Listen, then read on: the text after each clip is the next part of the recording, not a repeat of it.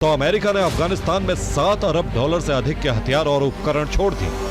73 विमानों के साथ साथ 100 से ज्यादा वाहन और अन्य उपकरण तालिबान के हाथों में सौंप दिए, जिसमें 23 A-29 super Tucano attack plane, 43 MD-530 टोही हेलीकॉप्टर, 7 CH-46 जंगी हेलीकॉप्टर और 33 UH-60 ब्लैक हॉक हेलीकॉप्टर समेत कई टैंक और टोही वाहन तालिबान के हवाले कर दिए।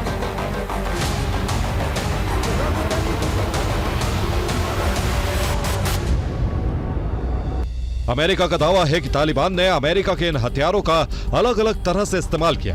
इन हथियारों को चीन को बेच दिया। तालिबान ने अमेरिकी सेना की एक M4 कार्बाइन को $2400 और एक AK-47 $1300 में बेचा था। $500 से $1000 में नाइट विजन कैमरे की डील की गई। अमेरिका को डर है कि सिर्फ ये हथियार ही नहीं बल्कि कई अमेरिकी हथियार चीन को तालिबान ने बेच दिए, जो अमेरिका की सुरक्षा के लिए बड़ा खतरा साबित हो सकता है।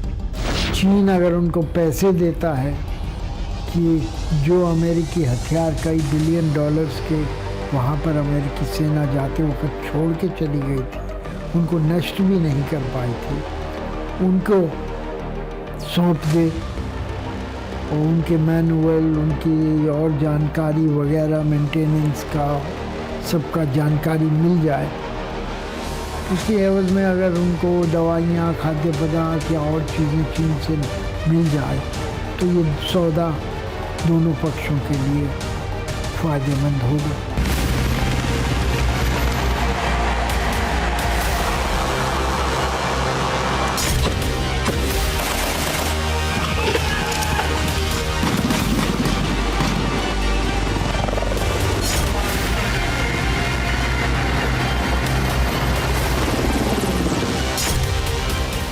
2021 में जब से अफगानिस्तान से अमेरिकी सेना की वापसी हुई, तब से चीन ने अफगानिस्तान की तालिबान सरकार से अपनी नजदीकियां बढ़ानी शुरू कर दी, क्योंकि आज की तारीख में जिनपिंग हर उस मुल्क को अपना साथी बना रहे हैं जो अमेरिका का दुश्मन। चीन ने हाल ही में अफगानिस्तान में अपना प्रभाव बढ़ाया है। चीन की कंपनियों ने साल 2023 में कई समझौतों पर हस्ताक्षर किए थे। चीन की नजर अफगानिस्तान के अरबों डॉलर के लिथियम भंडार और तेल तथा खनिजों पर है।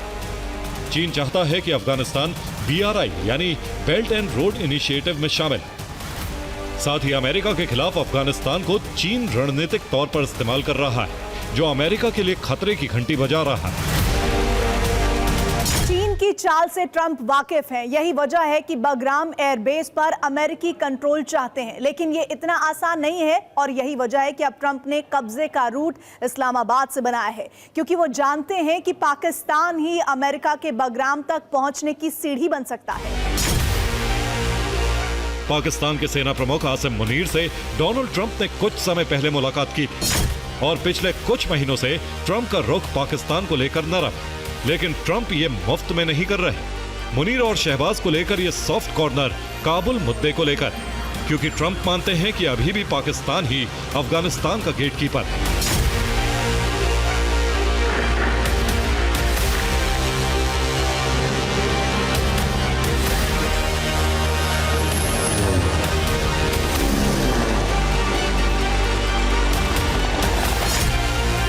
अमेरिका लगातार पाकिस्तान को आर्थिक मदद दे रहा है, साथ ही उसे अपने पक्ष में लाने की कोशिशों में जुटा है, ताकि चीन के बढ़ते प्रभुत्व को कम किया जा सके।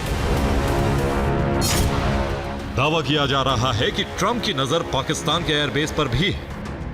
अमेरिका ने नूर खान एयरबेस का पूरा कंट्रोल अपने हाथों में ले लिया है। साथ ही सरगोदा, शमसी और जकोकाबाद एयरबेस पर अपना शिकंजा कस दिया है।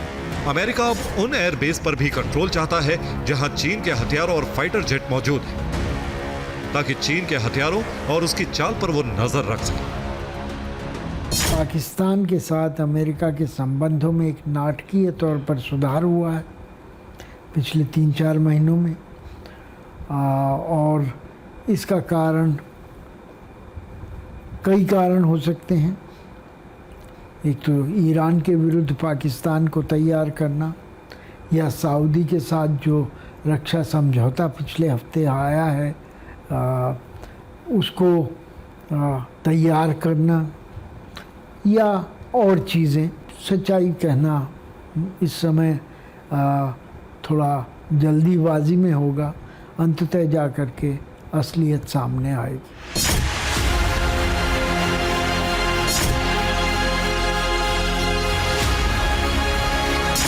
पाकिस्तान की हालत किसी से छिपी नहीं है। आज की तारीख में पाकिस्तान कंगाली की कगार पर खड़ा है। इसी का फायदा ट्रंप उठाना चाहते हैं, इसीलिए वो आसिम मुनीर और शहबाज पर मेहरबान है। उनके साथ पाकिस्तान के एयरबेस का सौदा कर रहे हैं।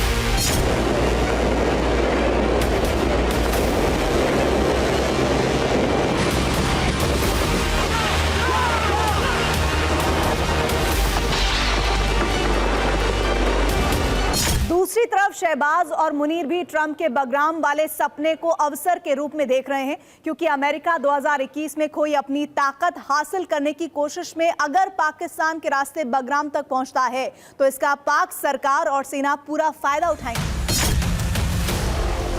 खासतौर से पाक army chief Asim Munir America से सैन्य उपकरण और मदद हासिल करेंगे, क्योंकि चीन के हथियारों से उनका विश्वास उठ चुका है। वहीं इस्लामाबाद भी वैश्विक मंचों पर समर्थन की उम्मीद अमेरिका से करेगा।